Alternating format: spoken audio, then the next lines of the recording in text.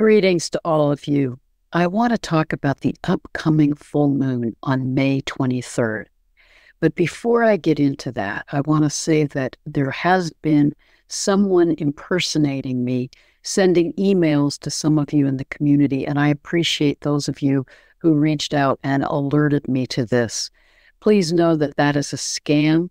It is not my email address, and I will put that email address below this video so that if you get emails from that address, know that that is an impersonator. I would not reach out to you, ask you for information or for money. This is definitely a scam. So please report that if you get one of those emails and know that it's not coming from me. Thank you. So let's get back to talking about this full moon that carries the energies of transformation, of guiding us through this intense time of transmutation on the planet. We've just come through some very powerful solar flares and solar storms. And remember, the magnetic field of the Earth is weaker right now. So the inflow of these solar energies as we're moving through this galactic sheet, the photon belt, we're experiencing powerful solar and galactic energies that are activating our pineal glands, that are supporting us in this transmutational process. Filled with compassion, that we can feel the intensity of those energies and how they're changing us physically, emotionally, spiritually, energetically. So take time to ground yourself, to, if you can, be on the earth barefoot, to let those energies flow through you, to support you in staying grounded. This is an accelerated time of change that we're in right now. And let's look at how this full moon is supporting us in this time of change. Let me show you the chart. The full moon will be at 2 degrees of Sagittarius and 55 minutes opposite the sun at 2 degrees in Gemini. The energy of Sagittarius is about how we are on our spiritual journey and how we're understanding the meaning of what's going on around us. And Gemini is how we hold the balance of dualities and how we communicate and share that wisdom and understanding that the moon is bringing to us in the sign of Sagittarius. We also have conjunct the sun, Sedna, who's now moved into the sign of Gemini, Venus at 29 degrees of Taurus, exactly conjunct Jupiter at 29 degrees of Taurus, and in a wide conjunction with Uranus. Remember that powerful Jupiter-Uranus conjunction on April 20th was accelerating our movement into new paradigms, new beliefs, new ways of seeing things. It's guiding us, bridging us as we move into these new paradigms of the Aquarian age. But now these are coming into connection with Venus, and I'll return to the meaning of this conjunction in a minute. But in addition to that, this full moon is also an aspect to Pluto, a sextile with Pluto to the moon and a trine with the sun, and also with Neptune, trining the moon, sextiling the sun. And Uranus is in a wide conjunction with the sun in opposition with the moon. So all 3 transpersonal planets are at work in activating the energies of this full moon. So Uranus is supporting our shedding those patterns and beliefs and ways of the past, to see things with more clarity, to come more into truth, and into the truth, the authenticity of who we each are. Neptune in the final degrees of Pisces, and it will be staying in these final degrees of Pisces until the very end of March 2025. 2025. It is supporting us in remembering and reintegrating the lessons of this age of Pisces as we're letting it dissolve and moving into the age of Aquarius. I also believe that Neptune in the final degrees of Pisces is supporting us in remembering our oneness with all that is and dissolving our sense of separation, our sense of disconnection from each other, from the earth, from the cosmos. Jude Currivan has done some amazing work. She's a cosmologist, a healer, an extraordinary thinker about this paradigm shift that we're in. And one of the themes that she talks about consistently is that we're moving out of this paradigm of separation that we've been in across this patriarchal period, and we're moving into the development of a unitive narrative, that understanding that we are a part of and an expression of the oneness of cosmic consciousness, that everything is interconnected, everything is conscious, and everything is a reflection and an expression of cosmic consciousness, and we are co-creators with that. So Neptune is supporting us in expanding our consciousness, opening our hearts to compassion, remembering our interconnectedness with all that is. And Pluto in these beginning degrees of Aquarius is continuing to activate and energize these Aquarian paradigms of truth, justice, collaboration, community, coming back into that understanding that we need to leave behind the power over hierarchical paradigms, come back into that sense of mutuality, equality, community with and for each other. So all of those energies are activating this full moon. And the full moon is conjunct Pallas Athene, supporting us in opening more and more to our intuition, our inner knowing. But let me come back to this powerful conjunction with Sedna, with Venus, with the sun opposite the moon. Remember, Sedna is this planet that has an 11,400 year orbit. I don't think we can collapse her onto the ecliptic because she is such a powerful galactic messenger. Her elliptical orbit comes in close to our inner solar system, where she is now and will continue to be until she comes to her closest point to us in 2076. But then her elliptical orbit extends all the way out to the inner edges of the Oort cloud, which is that sphere of icy objects, the origins, coming from the origins of our solar system, that are the boundary between our solar system and other star systems. She is that messenger that is guiding us to dissolve the identity of the past, to open to that sense of oneness. Remember, the story of Sedna is the story of that Inuit maiden who goes on a spiritual journey and experiences being taught by Raven, the shaman. Her father comes to take her back to the village, take her back to the old ways, the paradigms of the past. She realizes she's on this journey of spiritual initiation, can't go back home again. Her father tries to force her into his boat to take her back to the village. And then Raven comes, the shaman, and sets off a storm in the sea. The father, terrified, throws Sedna overboard and tries to save himself and give her back to Raven.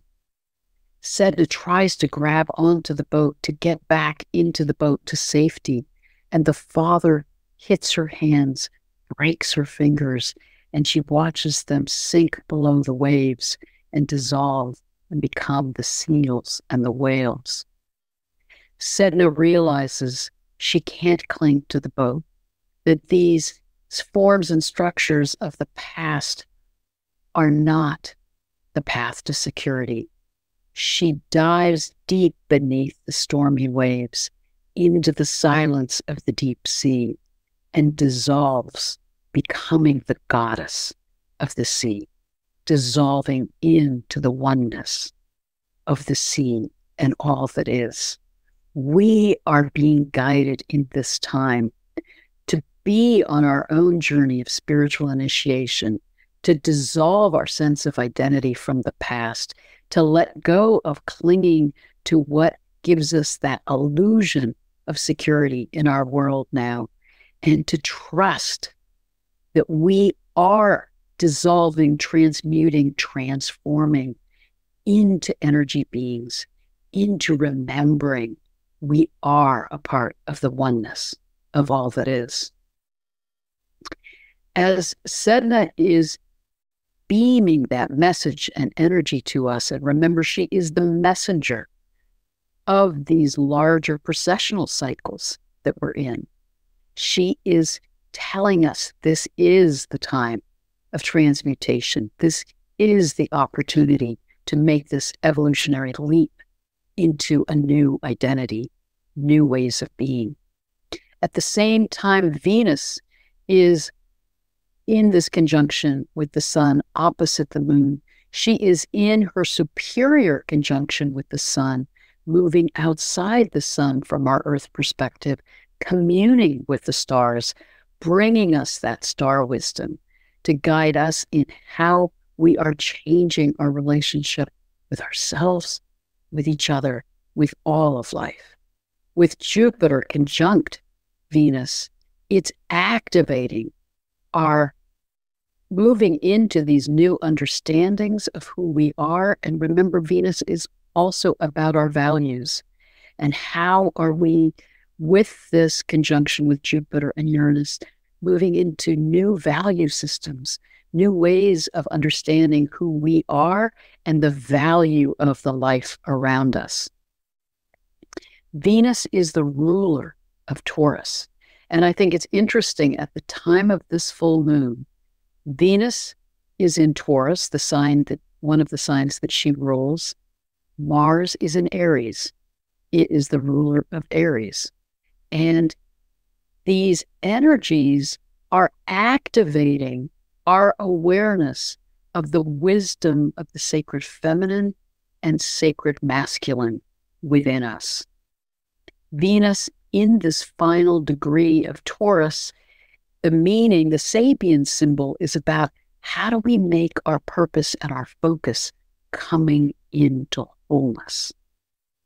And Venus is supporting us in reclaiming, remembering the wisdom of the sacred feminine in order to come back into balance, into wholeness. If we are to make this transition into the new paradigms of the Aquarian age, we need to heal and come back in to balance with those energies of the masculine and feminine within us. And then we can hold them in balance in how we interact with each other and in our collective consciousness. But reclaiming that wisdom of the sacred feminine is coming back into that awareness of right relationship and valuing the sacredness of all of life. It's interesting that Venus is a part of a grand trine with Lilith, which is that point that is also about remembering, honoring the wisdom, the ancient wisdom of the sacred feminine, and holding that commitment to mutuality in relationship, moving out of power dynamics back into deep mutuality. And it's also part of this out of sign trine with Pluto. Again, this transformational energy at work, and also in a trine with this configuration with Ceres. So again, a very strong theme of reclaiming the wisdom of the sacred feminine. Ceres is that asteroid that is about our connection with nurturance, with those energies of the earth, with how we can bring back that honoring, that sense of gratitude for the earth and her gifts to us. So this whole configuration with Uranus, Jupiter, Venus is part of this grand trine. Mars is now conjunct the North Node in Aries and is also conjunct Hygeia and Chiron. So I see this as activating how are we integrating those energies of the sacred masculine, but healing the out of balanced ways that we've been experiencing them, particularly in these 5,000 years of patriarchy, where we came out of the shadow aspects of the age of Aries and got caught in that power over paradigm. So with this configuration, we're being called South Node to come back into balance, form new ways of self-expression, of acting, of engaging with that energy of Mars that now is healing to come into its right balance.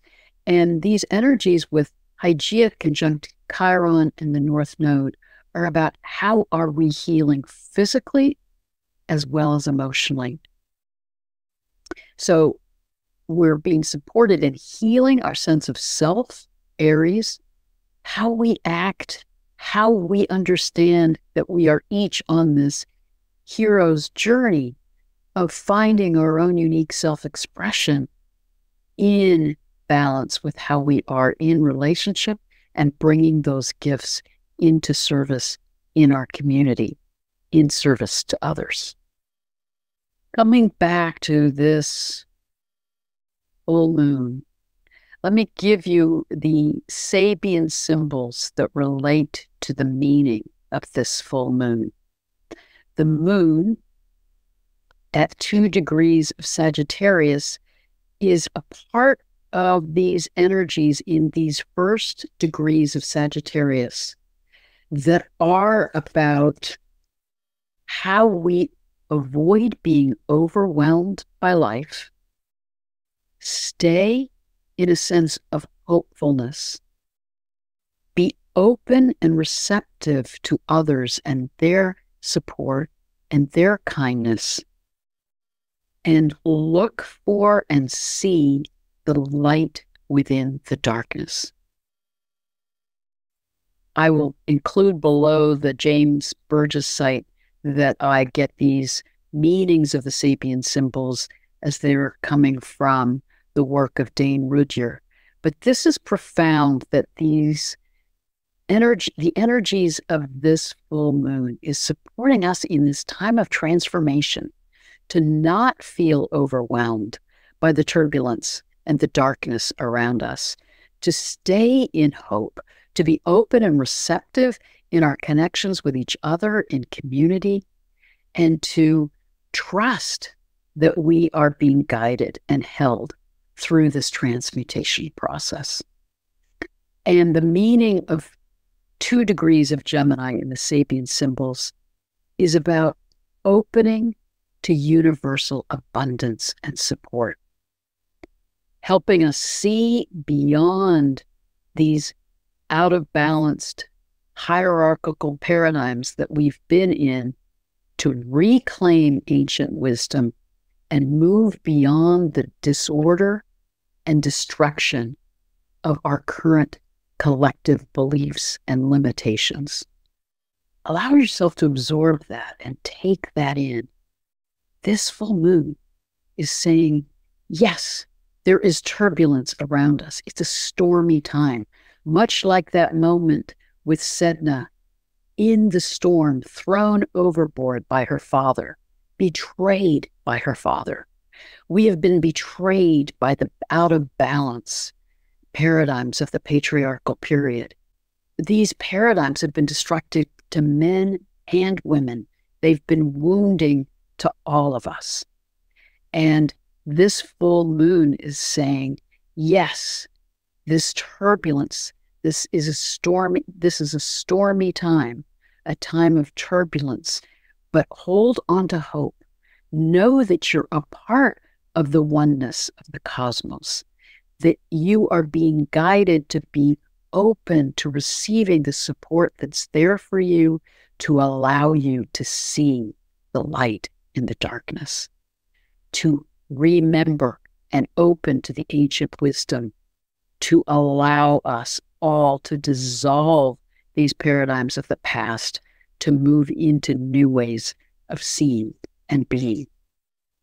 We, like Sedna, are being guided to dive deep beneath the stormy waves into the stillness of the deep ocean, where we remember we are a part of the oneness of all that is, and let those old beliefs and patterns and out of balanced ways of being dissolve. Let me show you where the sun and the moon are in the sky at the time of this full moon. It's really quite extraordinary that the full moon will be in the sky here in the stars of Scorpius, close to the royal star of the west, Antares, the heart of the Scorpion. This star is about deep transformation. It's about feeling pulled into the underworld. It is that moment where Sedna dives deep beneath the waves. Remember that phrase from Carl Jung, when you're falling, dive. Sedna doesn't try to cling to the boat anymore or flail around in the stormy waves. She dives deep and trusts the transformational process that she's in. Antares is guiding us to go deep within ourselves, to dare to dive beneath the surface of the disorder and turmoil and turbulence and storminess that surrounds us, to remember that we are in this time of transmutation, to find the true gold in who we are, and to be moving through this evolutionary leap as humanity into a new way of being. This is a time of alchemy.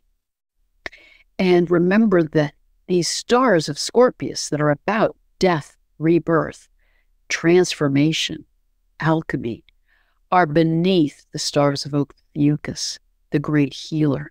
And remember, this is the great healer, the serpent bearer, who is holding the serpent, the most ancient symbol of the goddess, of the sacred feminine. This is the healer helping us reweave, reintegrate those energies of the sacred masculine and sacred feminine. The sun at the time of this full moon is here in the shoulder of the bull above the royal star Aldebaran, royal star of the east, the eye of the bull, and here in the shoulder of the bull, very close to the Pleiades. The sun, Venus, and Jupiter are all close to the stars of the Pleiades. And Sedna is here in the stars of Taurus below them.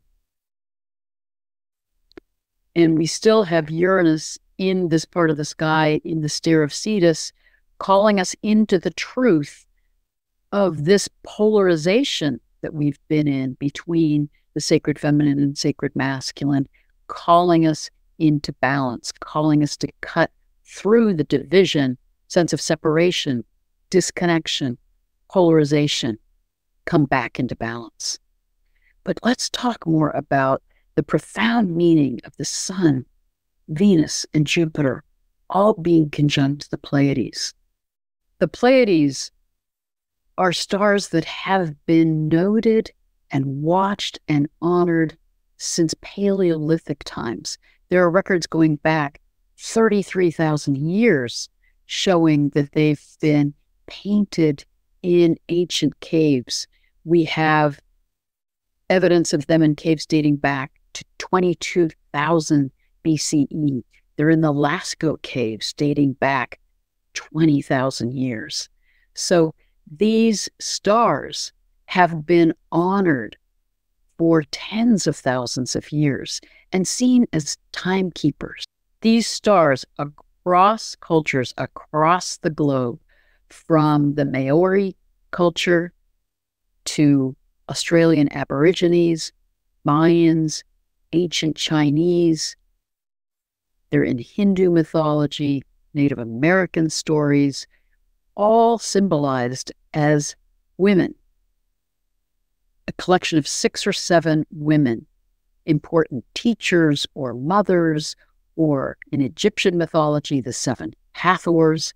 They are seen as guardians, protectors, guides to us, and also timekeepers.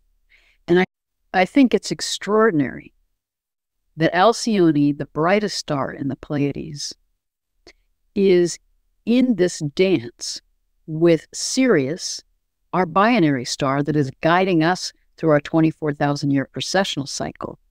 But Sirius and Alcyone together orbit in this larger cycle of 225 million years around the galactic center. So the Pleiades,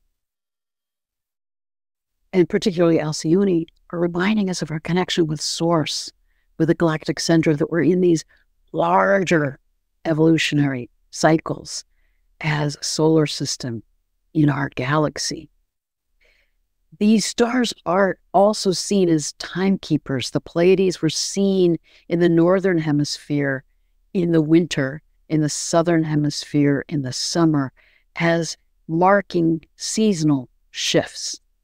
And they were often seen to be associated with important transitions at the time of birth, transitions at the time of death.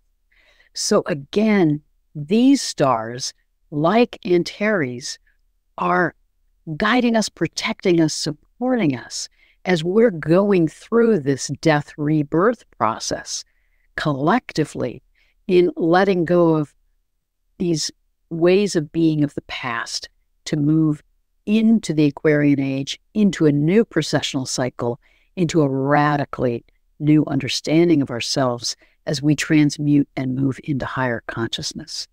The Pleiades are protecting us, guiding us, supporting us.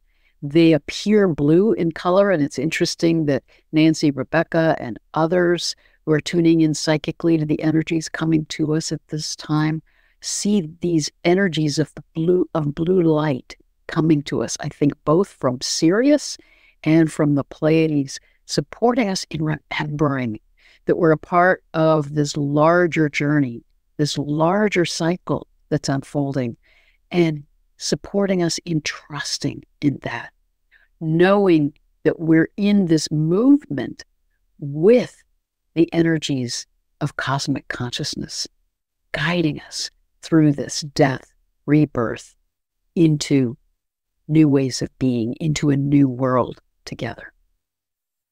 So I encourage you at the time of this full moon to honor in whatever way you can. What are those aspects of your identity that you need to allow to dissolve? What have you clung to give you some sense of security? What are the values you've held in terms of, or beliefs, in terms of our sense of how we succeed, how we can feel accepted, how we can survive in this cultural context? We're being encouraged, like Sedna, let that dissolve. Let those beliefs, those patterns, those attachments dissolve. Allow yourself to feel your identity shifting, that you're letting go of those old ways of seeing yourself. And you're letting go of those limitations that you've lived with around this historical and cultural context. We're being supported like Sedna to let that dissolve, to trust that we're expanding into this radically new way of being and higher consciousness beyond our wildest imagination. And that we can trust that the cosmic consciousness is holding us and guiding us in that. We can trust that the sun and moon and planets and stars are giving us their wisdom and their guidance and their protection to support us in this journey, to support us in this death, rebirth, this time of transformation and transmutation. So I encourage you to, at the time of this full moon, allow yourself to release those old patterns, beliefs, sense of identity, things you've clung to for security, old values that you need to release and be in the mystery. Allow yourself to honor this liminal time, to be in the not knowing, to be like Sedna, diving into the stillness of the deep sea with no sense of what the outcome would be. And she didn't drown. She transmuted into the goddess of the deep sea, into her own remembrance. I'm at one with the whales, with the water, with the seals, with the cosmos, with the consciousness of all that is. That is what we're moving into, that remembrance. So allow yourself to be in the mystery, to feel held by those currents of the cosmos, to know that these stars, Antares, the Pleiades, are supporting us, guiding us, and that Venus is showing us the way in how to commune with the stars, to allow ourselves to be in this time where Venus is hidden from view. She won't be visible again till the end of July. She's allowing herself to be in this transition between who she was as a morning star and who she will become as an evening star. And she's letting herself be in that time of darkness, that time of invisibility, to be in that liminal time of transformation, to reintegrate, to remember her oneness with the stars, with the cosmos, to bring that back into awareness as she moves into the evening star. We too are in that transformational journey. Let us honor that and continue to support each other and hold that connection with each other's hearts and with the heart of our cosmos, the galactic center, to move through this transmutation into new ways of being and a new world together. Blessings and love to all of you. Blessed be.